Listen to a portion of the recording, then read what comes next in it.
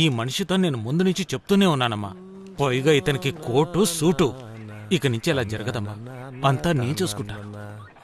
ఏంటయ్యా, ఏంటి విశేషం? మీరే చూడండి సార్, ఇదే నా ఫస్ట్ మ్యారేజ్. 150 మంది వస్తారు కాబట్టి బాగా ఉండాలని ఈ కోటు సూట్ వేసుకున్నాను. కోటు వేసుకున్న కోళ్ళలాగా ఉన్నావు. అవును, ఈ కోటు పుట్టినవాడి పేరేంటి? చాలా పెద్దదిగా కుట్టాడు. నన్ను అలాగే తీసుకెళ్ళిపో. ఎవరా నువ్వు? ఏం కావాలి? సార్ నేను బచ్చు పందల్ వర్క్స్ ప్రొపరేటర్ని సార్. ముందు మాస్క్ పెట్టుకోవయ్యా. అవును, ఇక్కడికి ఎందుకు వచ్చావు? సార్ నా బిర్యానీ పాత్రని తీసుకొచ్చేసారు. ఓ, అది నీ పాత్రేనా? సార్. కానీ ఒక్క విషయం అదరగొట్టేశానంతే. వాసన అదిరిపోయింది కదా స్వప్న. చెప్తారులే సార్, మేము ఎప్పుడు తిందామని వెయిట్ చేస్తున్నాం. నాకు కూడా. Thank you. కానీ ఏం చేయగలం, తినలేం కదా. కానీ కేసులో ఇరుక్కుందిగా. సార్ ఇలా చేయకండి సార్, కరోనా తర్వాత వచ్చిన మొదటి ఆర్డర్ సార్. నువ్వు అటెళ్ళు, అటెళ్ళు. డిస్టెన్స్ ఏమయ్యా నువ్వురా. Social distance.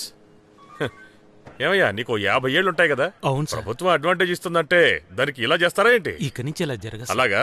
అవును.